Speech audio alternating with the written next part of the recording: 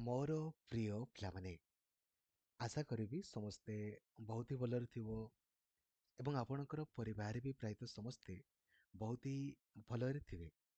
ଏହା ଏକ ସିରିଜ ଆପଣଙ୍କ ପାଇଁ ଅଟେ, ଯେମିତିକି ମୁଁ ଆପଣଙ୍କୁ କହିଥିଲି, ଯେଉଁଥିରେ ଓଡ଼ିଶାର ସବୁ ଏକ୍ଜାମ୍ସର ସବୁ କ୍ୱେଶ୍ଚନ୍ସ ତଥା ଭାରତରେ ଯେତିକି ବି ଆପଣଙ୍କର ପରୀକ୍ଷା ହେଇଛି ସବୁ କ୍ୱେଶ୍ଚନ୍ସକୁ ମୁଁ ଆପଣଙ୍କର ଡିସ୍କସନ୍ କରେଇଦେବି।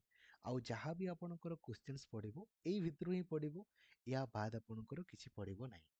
ଏବଂ ଡେଡିକେଟେଡ଼ଲି ଆପଣ ପଢ଼ିବା ପାଇଁ ଚାହୁଁଥିଲେ ଏବେ ହିଁ ପ୍ଲେ ଷ୍ଟୋରକୁ ଯାଇକି ଆପଣ ଲକ୍ଷ୍ମୀଧର ସାର୍ ଅଫିସିଆଲ୍ ଆପ୍ଲିକେସନକୁ ବି ଇନଷ୍ଟଲ୍ କରିଦେବେ, ଯେଉଁଦ୍ୱାରା କି ଡେଡିକେଟେଡ଼ଲି ସବୁଦିନ 8ରୁ 9 ଘଣ୍ଟା ଆପଣ କ୍ଲାସ୍ କରିପାରିବେ।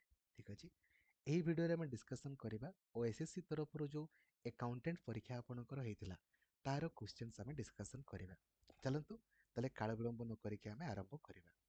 କ୍ୱେଶ୍ଚନ୍ ନମ୍ବର 1 ଆପଣଙ୍କ ପାଇଁ ଦେଖନ୍ତୁ ପଚାରିଛି, ଆବାକସ୍ ୱାଜ୍ ଫାଷ୍ଟ। ଆବାକସ୍ ଆପଣଙ୍କର ପ୍ରଥମ କେଉଁ ଟାଇପ୍ର କମ୍ପ୍ୟୁଟର ବୋଲି ପଚାରିଛି। ଆମେ ଜାଣିଛେ ଆବାକସ୍ ହେଉଛି ଆପଣଙ୍କର ମେକାନିକାଲ, ତ ଆପଣଙ୍କର କେବେ ହେବନି। ଦେନ୍ ଆବାକସ୍ ହେଉଛି ଆପଣଙ୍କର ଏଇ ଦେଖନ୍ତୁ ଏଠି ମେକାନିକାଲ, ଆଉ ଗୋଟେ ଆପଣଙ୍କର ମେକାନିକାଲ ଗୋଟେ ହେଉଛି କାଲକୁଲେଟର, ଆଉ ଗୋଟେ କମ୍ପ୍ୟୁଟର। ତ ଆବାକସ୍ଟା ଆପଣଙ୍କର ଗୋଟେ କାଲକୁଲେଟର ଆପଣଙ୍କର ଥିଲା, କମ୍ପ୍ୟୁଟର ତ ଆପଣଙ୍କର ନୁହେଁ। ଠିକ୍ ଅଛି, ସବୁଠୁ ଛୋଟ ଆପଣଙ୍କର କେଉଁଟା ବୋଲି ପଚାରିଛି। ଆମକୁ ଷ୍ଟୋରେଜରୁ ଗୋଟେ ପ୍ରଶ୍ନ ପଚାରିବ, ତ ସବୁଠୁ ଛୋଟ ହେଉଛି ଆପଣଙ୍କର ବିଟ୍, ଆମେ ଜାଣିଛେ। ତାପରେ 4 ବିଟ୍ ଇଜ୍ ଇକ୍ୱାଲ୍ ଟୁ ଆମର 1 ନିବଲ୍, ଆଉ 8 ବିଟ୍ ଇଜ୍ ଇକ୍ୱାଲ୍ ଟୁ ଆମର 1 ବାଇଟ୍ ଆପଣଙ୍କର ହେଇଯିବ। ଦେନ୍ 1024 ଆପଣଙ୍କର ବାଇଟ୍ ଇଜ୍ ଇକ୍ୱାଲ୍ ଟୁ ଆପଣଙ୍କର 1 କିଲୋବାଇଟ୍ ହେଇଯିବ। 1024 ଆପଣଙ୍କର କିଲୋବାଇଟ୍ ଇଜ୍ ଇକ୍ୱାଲ୍ ଟୁ 1 ମେଗାବାଇଟ୍। 1024 ଆପଣଙ୍କର ମେଗାବାଇଟ୍ ଇଜ୍ ଇକ୍ୱାଲ୍ ଟୁ 1 ଗିଗାବାଇଟ୍। ଏମିତିକା ତ ସବୁଠୁ ଛୋଟ ଆପଣଙ୍କର କେଉଁଟା ହେଇଯିବ, ଆମର ବିଟ୍ ଆପଣଙ୍କର ହେଇଯିବ, ବିଟ୍। ଚାଲେଗାରେ ଜିନ୍ଦାବାଦ, ବହୁତ ହି ବଢ଼ିଆ। ନେକ୍ସଟ ଆପଣଙ୍କ ପାଇଁ ଦେଖନ୍ତୁ ପଚାରିଛି ଯେ ଏଇ ଭିତରୁ ଆପଣଙ୍କର which of the following computer language is return in binary codes only. କେଉଁଟା କେବଳ ଆପଣଙ୍କର ବାଇନାରୀରେ ଆପଣଙ୍କୁ ଲେଖା ହେଇଛି। ଆମକୁ ଲାଙ୍ଗୁଏଜରେ ବେଳେବେଳେ ପରୀକ୍ଷାରେ ଆପଣଙ୍କର ପଚାରିଦେବ ଲୋ ଲେବୁଲ୍ କେଉଁଟା, ହାଇ ଲେବୁଲ୍ କେଉଁଟା। ତ ଯେଉଁ ମେସିନ୍ ଲାଙ୍ଗୁଏଜ୍ ଗୁଡ଼ା ବା ଯେଉଁ ଲାଙ୍ଗୁଏଜକୁ କମ୍ପ୍ୟୁଟର୍ସ ଆପଣଙ୍କର ବୁଝିଥାଏ, ମେସିନ୍ ଲାଙ୍ଗୁଏଜ୍, ତ ମେସିନ୍ ଲାଙ୍ଗୁଏଜ୍ କେବଳ ଆଉ କେବଳ 0 ଆଉ 1ରେ ହିଁ ଆପଣଙ୍କର ହେଇଥାଏ। ଠିକ୍ ଅଛି, ଆପଣ ଗୋଟେ ଟେବ୍ରୁ ଆଉ ଗୋଟେ ଟେବ୍କୁ ଆପଣଙ୍କର ଯିବେ, ତ କେଉଁ ବଟନ୍କୁ ପ୍ରେସ୍ କଲେ ଆପଣ ଗୋଟେ ଟେବ୍ରୁ ଆଉ ଗୋଟେ ଟେବ୍କୁ ଆପଣଙ୍କର ଯିଏ ବୋଲି ପଚାରିଛି। ତାହେଲେ ଆମେ ଆଲ୍ଟ ଆଉ ଟେବ୍ ନା, ଆଲ୍ଟ ଆଉ ଯଦି ଆମେ ଟେବ୍ଟାକୁ ପ୍ରେସ୍ କରିଦେବା ଦେନ୍ ଗୋଟେରୁ ଆଉ ଗୋଟେକୁ ଆମେ ଯାଇପାରିବା। ସିସିର ଫୁଲ୍ ଫର୍ମ ଆପଣଙ୍କର କ'ଣ ବୋଲି ପଚାରିଛି। ତ ସିସିର ଫୁଲ୍ ଫର୍ମ ଆପଣଙ୍କର କ'ଣ ହେଇଯିବ ନା କାର୍ବନ କପି। ଆମକୁ ସେମିତି ବିସିସିର ଫୁଲ୍ ଫର୍ମ ମଧ୍ୟ ଆପଣଙ୍କର ପଚାରିଦେବ। ବିସିସିର ଫୁଲ୍ ଫର୍ମ ଆପଣଙ୍କର କ'ଣ ହେଇଯିବ ରେ, ବ୍ଲାଇଣ୍ଡ କାର୍ବନ କପି ଆପଣଙ୍କର ହେଇଯିବ। ଠିକ୍ ଅଛି, verification of login name and password is known as. ଆମର ଯେଉଁ ଆଇଡି ଆଉ ପାସୱାର୍ଡ ଆପଣଙ୍କର ସିଏ ମାଗେ, ଏଇଟା କେଉଁଥିପାଇଁ ଆପଣଙ୍କର ମାଗେ, ଜାଣିବା ପାଇଁ ନା ଯେ ଆକ୍ଚୁଆଲି ସେ ଲୋକଟା କି ନୁହେଁ ବୋଲି। ତେଣୁ କରିକି ଭେରିଫିକେସନ୍ ଅଫ୍ ଅଥେଣ୍ଟିକେସନ୍ ଆପଣଙ୍କର ହେଇଯିବ। ଠିକ୍ ଅଛି, ଭେରି ଗୁଡ୍।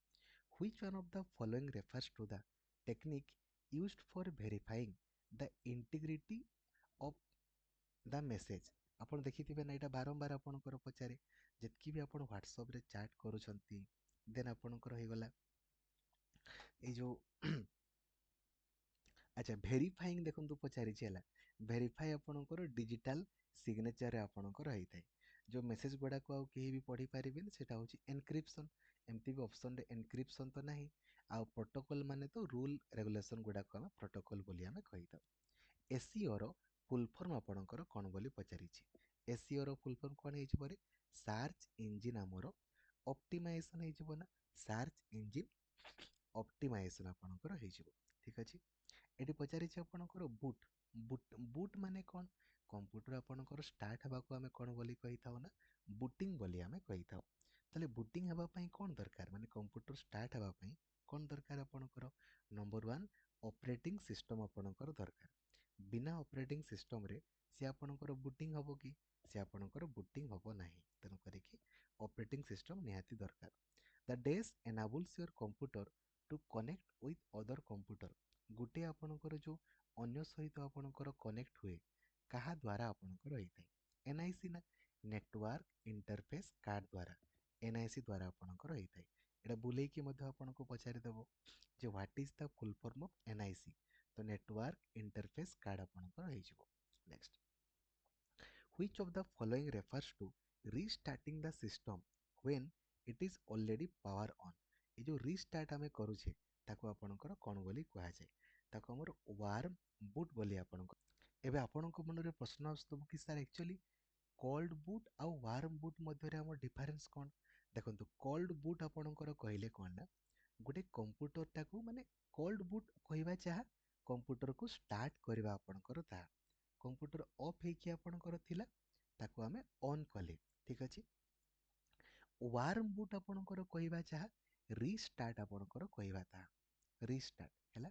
ତ ଆମେ ଏମିତି ବି କହିପାରିବା ବୁଟିଂ କହିବା ଆପଣଙ୍କର ଯାହା କୋଲ୍ଡ ବୁଟ୍ କହିବା ତାହା, ଆଉ ରିବୁଟିଂ ଆପଣଙ୍କର କହିବା ଯାହା ୱାର୍ମ ବୁଟ୍ ଆପଣଙ୍କର କହିବା ତାହା। ବୁଝିପାରିଲେନି? ଆଉ ଥରେ କହୁଛି, ମାନେ କମ୍ପ୍ୟୁଟର ଅଫ୍ ଥିଲା, ତାକୁ ଆପଣ ଅନ୍ କଲେ, ତାକୁ ହିଁ କୋଲ୍ଡ ବୁଟ୍ ବୋଲି ଆମେ କହୁ ବା ବୁଟିଂ କହୁ। ସେମିତି କମ୍ପ୍ୟୁଟରକୁ ଆମେ ରିଷ୍ଟାର୍ଟକୁ ରିବୁଟିଂ କହୁ। ତ ଏଇ ଯେଉଁ ରିଷ୍ଟାର୍ଟ ଆମେ କଲେ ତାକୁ ୱାର୍ମ ବୁଟ୍ ବୋଲି ମଧ୍ୟ କୁହାଯାଏ। ଯେତିକି ବି ଆମର MS ଏକ୍ସେଲରେ ଫର୍ମୁଲା ଗୁଡ଼ା ଆପଣଙ୍କର ଆରମ୍ଭ ହୁଏ କେଉଁ ସିମ୍ବଲରୁ ଆରମ୍ଭ ହୋଇଥାଏ? ଆମେ ଜାଣିଛେ ଇକ୍ୱାଲ୍ ଟୁ ସିମ୍ବଲରୁ ଆପଣଙ୍କର ଆରମ୍ଭ ହୋଇଥାଏ, ଠିକ୍ ଅଛି। The process of erasing a disk is called. ଆମର ଯେଉଁ କିଛି ବି ଜିନିଷକୁ ଆମେ ଇରେଜ୍ ଆପଣଙ୍କର କରୁଛେ ତାକୁ ଆପଣଙ୍କର କ'ଣ ବୋଲି କୁହାଯାଏ?